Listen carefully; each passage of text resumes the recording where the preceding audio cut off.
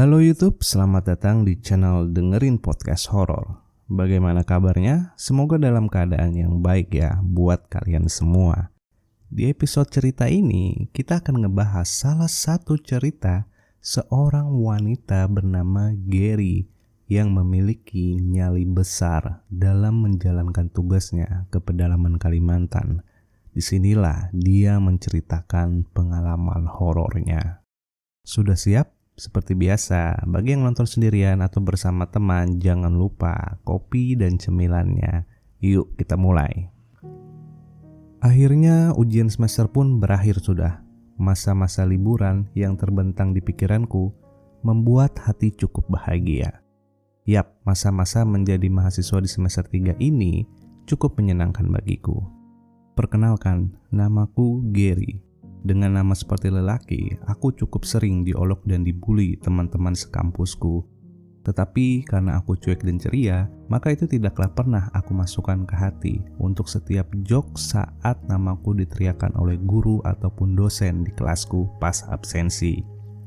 Aku berkuliah di salah satu sekolah tinggi swasta di bilangan kota Pontianak dengan jurusan accounting.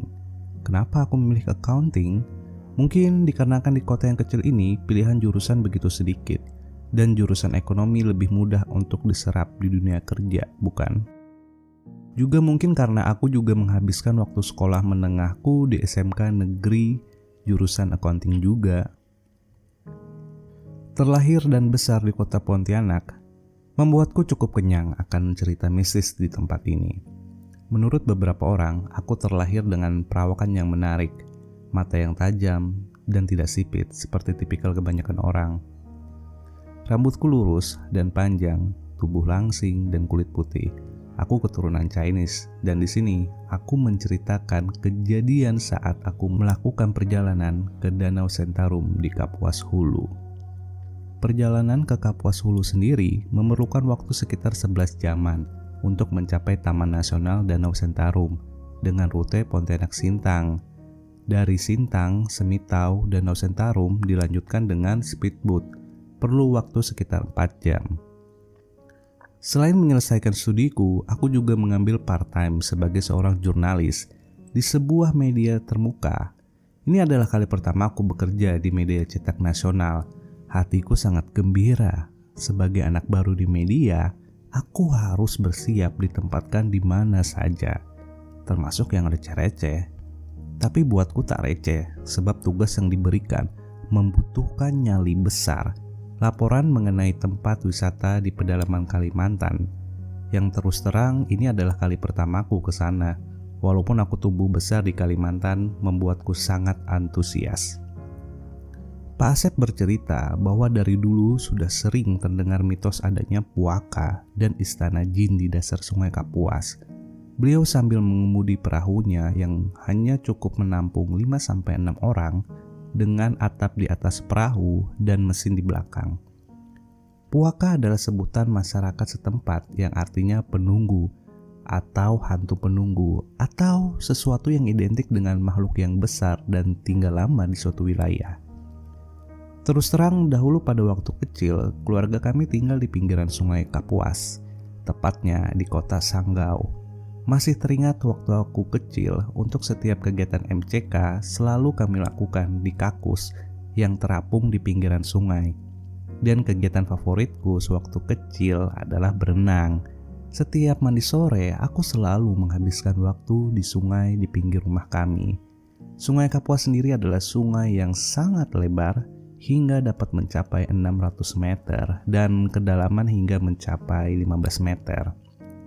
Sambil bercerita, kami menyusuri sungai yang terlihat tenang, namun sebenarnya lumayan deras dan menghanyutkan. Waktu itu hari sangat cerah, langit terlihat biru, dan cuaca yang tidak terlalu panas.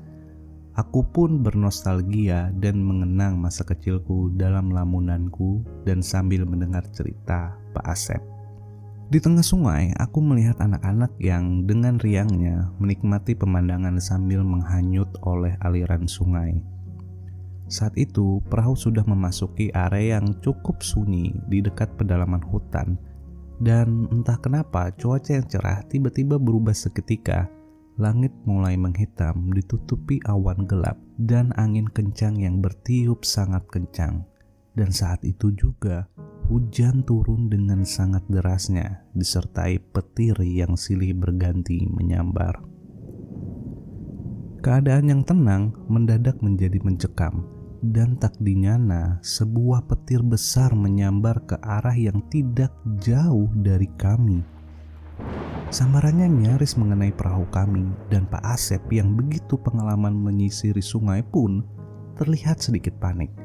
Tak ayal lagi, beliau pun memberikan pelampung kepadaku yang sudah terlihat basah dan berantakan karena terpaan hujan yang melewati atap perahu karena tertiup kencang. Ada 2 orang penumpang lain yang juga sama ketakutan. Perahu terombang-ambing berusaha menuju tepi sungai.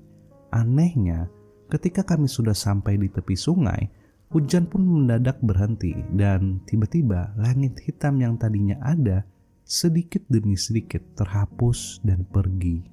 Kejadian yang mendadak dan mengherankan ini membuat Pak Asep dan rombongan kami terpaksa menepi dan kami menyisiri tepian sungai untuk ke desa terdekat dan menumpang menginap, baru melanjutkan perjalanan keesokan harinya. Besoknya, seperti biasa, kami berkumpul lagi. Kali ini jumlah penumpang bertambah ada 10 orang. Sepertinya orang desa tersebut memaksakan supaya bisa ikut Pak Asep ke hulu juga untuk mengurus logistik dan perbekalan. Walaupun khawatir, tetapi mau tidak mau aku harus mengikuti kembali perahu menyusuri aliran sungai karena daerah tersebut cukup di pedalaman yang tidak dilalui kendaraan dan satu-satunya transportasi hanya melalui perahu dan aku pun sudah dikejar deadline. Cuaca mulai kelihatan gelap kembali dan perahu cukup rata dengan sungai karena penumpang berkelebihan. Seakan belum cukup, tiba-tiba saja aku melihat ada gelombang yang cukup besar datang dari arah tengah sungai menuju ke tepi sungai. Gelombang tersebut seperti akibat speedboat yang lewat. Ketika gelombang yang datang dari jauh itu mendekat, ternyata gelombang tersebut lebih tinggi dari yang kami bayangkan dan besarnya seperti ombak laut, sekitar 1 meter sekian. Kami pun semuanya terpelanting dan terbawa oleh gelombangnya yang besar.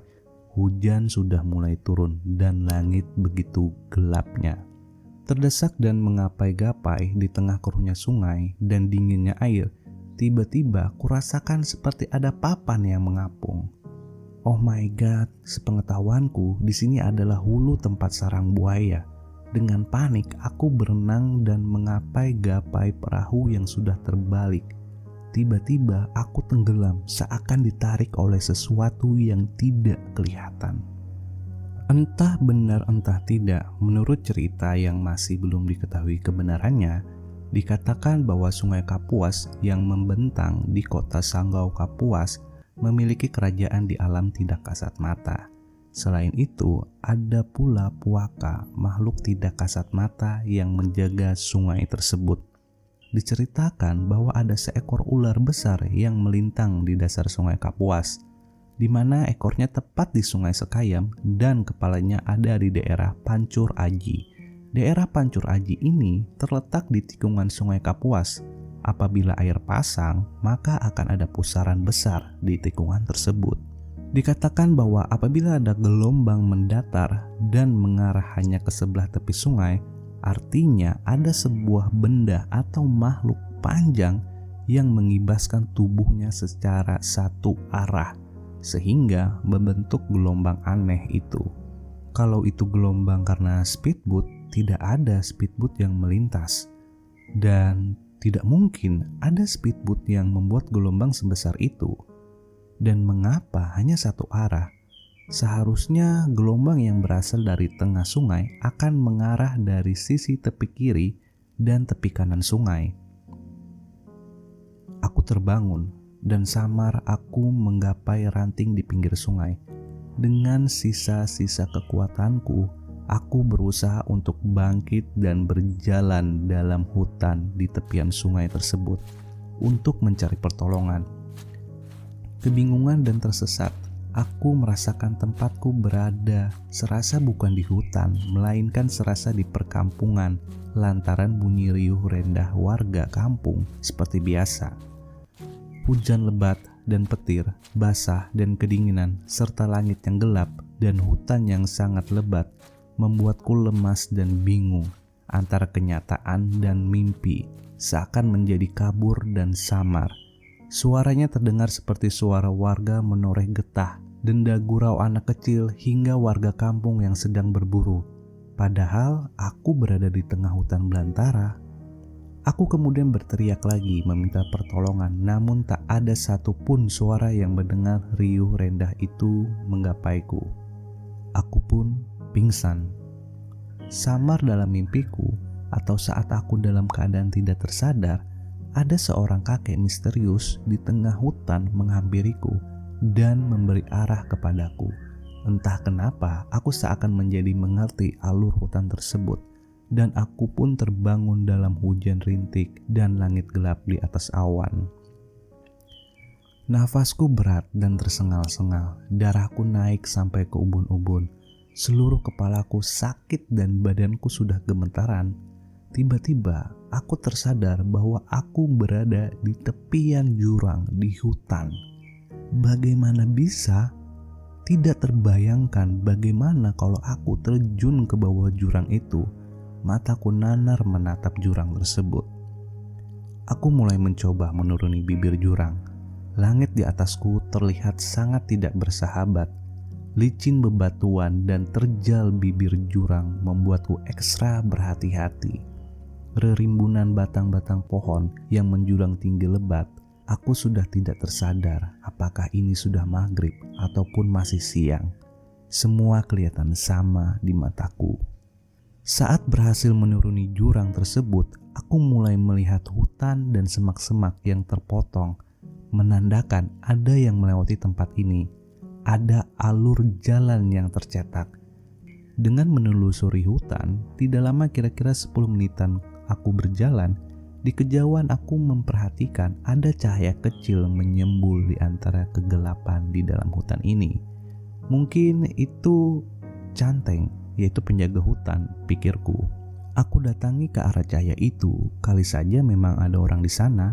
Aku bisa menceritakan secara ringkas kejadianku dan menanyakan arah untuk keluar dari hutan kebun ini. Dan benar saja, ada orang di sana. Bahkan tidak hanya orang, tetapi juga sebuah gubuk. Gubuk? Dalam hatiku, mungkin bisalah aku minta makan atau minum di sini. Rasa lapar mulai menyerang. "Permisi, ada orang?" ucapku sambil mengetok pintu gubuk itu. Tak bisa dibilang juga pintu, hanya selembar triplex yang disangkutkan paksa pada penyangga gubuk ini. Suara batuk terdengar dari dalam. Dengan membawa sebuah lampu minyak, seorang nenek tua keluar dari rumah gubuk tua itu. Nenek tua itu berkulit keriput, hampir seluruh wajahnya terlihat lesu dan kusam, seperti kertas yang diremas-remas dengan paksa. Kulitnya habis tidak tersisa dengan kerutan, matanya agak sipit dan berwarna hitam gelap. Nenek itu mengenakan batik tulis tua berwarna coklat kusam. Rambutnya terjuntai panjang di sekitar kedua sisi bahunya. "Siapa ya?" tanyanya. Matanya menyipit kesulitan menggambarkan orang di depannya. "Maaf bu, nek maksudku, bolehkah aku numpang bertanya?" Nenek tersebut menyapu pandangan kepadaku dari atas ke bawah. "Ya, ada apa? Aku tersesat di dalam hutan ini. Bisakah nenek memberitahukan jalan keluar dari hutan ini?" ucapku sesopan mungkin. "Oh, bisa, jawab nenek itu pelan dan parau. "Sebentar ya." Dia kemudian masuk ke dalam gubuk dengan jalan perlahan yang dipaksakan seperti orang yang menyeret kakinya dengan paksa. Kuintip dari balik dinding tepas yang bolong-bolong itu, sepertinya nenek itu tinggal sendiri. Tidak ada tanda-tanda orang lain di gubuk itu. Di gubuk ini sendiri tinggal seorang nenek di tengah hutan pula.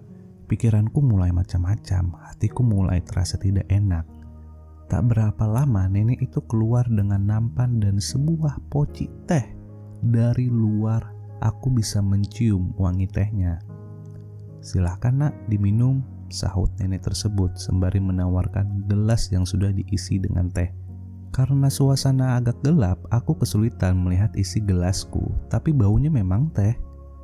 "Terima kasih, Nek," jawabku. Nek, nenek tinggal sendiri ya di sini?" tanyaku sembari menyeruput teh itu. "Iya, Nak, nenek tinggal sendiri," jawabnya parau. "Apa nenek nggak takut tinggal sendiri di sini? Ini kan hutan, nggak ada orang lagi. Takut kenapa-kenapa nanti repot." "Nggak apa-apa, di sini semuanya teman." "Teman?" tanyaku. Nenek itu hanya tertawa, giginya sudah hampir nggak ada lagi. Hanya tinggal 2 batang saja di kanan kiri gusinya yang pucat itu. "Mau kemana, Nak?" Aku pun mulai menceritakan kisahku dan nenek itu tetap tersenyum menunjukkan giginya. Perasaanku begitu gelisah. Aku pun izin berpamitan ke nenek dan mau melanjutkan perjalanan. Alasanku sudah malam dan takut tidak dapat melihat jalan lagi. Lalu nenek itu menjawab, "Sudah malam atau sudah tahu?" Yang dilanjutkan dengan ketawanya yang bertambah nyaring. Aku menjadi takut tanpa ada aba-aba dan spontan aku berlari. Tidak lebih dari 20 menit kemudian, mulailah aku melihat banyak rumah penduduk, rumah-rumah yang sama seperti kompleks kebun sawit. Orang-orang yang melihatku dengan heran. "Ibu, ada yang bisa dibantu?" Aku pun pingsan seketika. Lalu penduduk setempat menjengukku di bangsal rumah sakit desa tersebut. Bersama penatua desa, mereka menanggapi ceritaku mengenai gubuk di hutan dan mengernyitkan dahi. Katanya hanya ada 2 buah kuburan di dalam hutan tadi, ditempatkan di sebuah gubuk seadanya beralaskan jerami, bukan rumah atau gubuk yang kuceritakan. Dan dia berkata bahwa di dalam alas jerami itu isinya kuburan. Jadi sepertinya aku sedang duduk-duduk di kuburan. Jadi apa yang kujumpai di dekat kuburan itu tadi? Wajahku menjadi pucat pasi dan ketakutan setengah mati. Menurutku, nenek tersebut adalah jelmaan dari kuntilanak penunggu hutan tersebut. Begitulah cerita pengalaman Gary dalam menjalankan tugasnya ke pedalaman Kalimantan. Bagaimana menurut kalian? Komen di bawah ya. Akhir kata, aku mau mengucapkan terima kasih ke Gary karena sudah nge-share pengalamannya. Terima kasih juga buat teman-teman yang telah mendengarkan podcast ini serta dukungannya. Like jika kalian suka dengan podcast ini dan subscribe jika kalian ingin mendengarkan cerita selanjutnya. Aku Bang Cuy, undur diri.